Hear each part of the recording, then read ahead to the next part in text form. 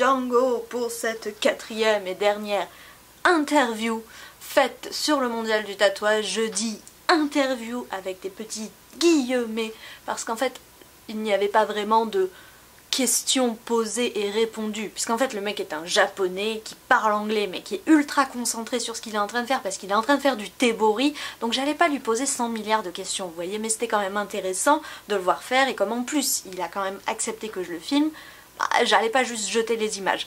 Donc voilà, je vous propose de voir Maître Hiroshige, le tatoueur qui m'a fait le chrysanthème, en train de travailler sur un client au tebori. Et je vous laisse découvrir à quoi ça ressemble. C'est parti! Hey, je vous retrouve sur le stand de Maître Oritoku, qui est un tatoueur japonais et qui utilise la technique traditionnelle du tebori pour faire ses tatouages. Je vous montre donc tout de suite de quoi il s'agit. Voilà, donc vous avez là sous vos yeux le maître en train de tatouer son client privilégié. Je lui ai demandé juste avant et c'est lui qui lui a fait la manche que vous voyez, qui est absolument magnifique. Voici donc la technique du tebori.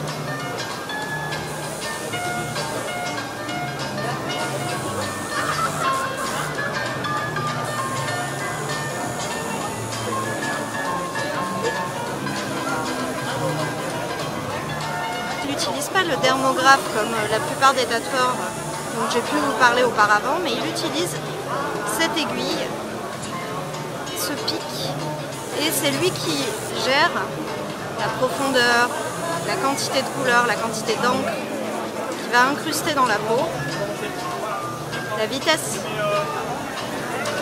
Et c'est tout ce contrôle que vous n'avez pas forcément, pas de la même manière avec le dermographe, qui va donner à ces tatouages traditionnels leurs aspects tout à fait uniques.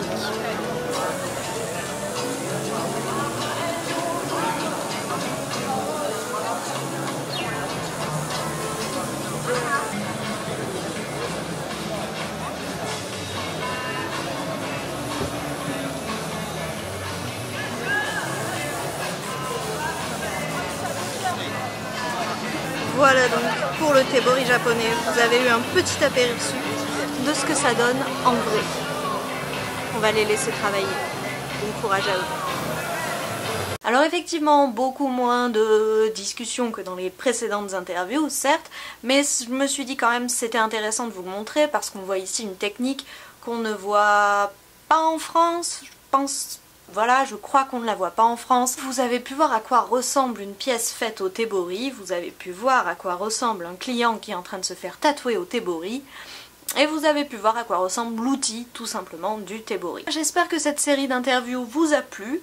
Moi j'ai pris beaucoup de plaisir à les faire, c'était très challenging, mais j'ai réussi. Tous ces artistes qui venaient de partout, de France, du Japon, d'Angleterre, ils étaient tous très gentils et ils étaient tous là pour l'art, et c'est ce que moi j'ai aimé dans ce mondial. Je vous encourage vraiment à aller voir toutes les pages, tous les Facebook, tous les Instagram de tous les tatoueurs que je vous ai présentés. Ça peut vous donner des idées, ça peut éclairer vos lanternes, ça peut faciliter des choix, et vraiment là on parle de professionnels du top niveau.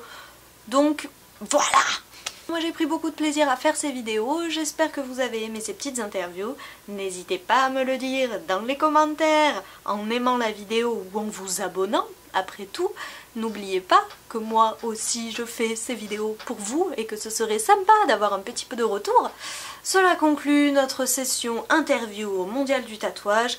Quant à moi, je vous retrouve comme d'habitude, on ne sait pas quand j'aurai une autre idée de vidéo. Je vous embrasse aussi fort que je vous aime. À très très vite, Django.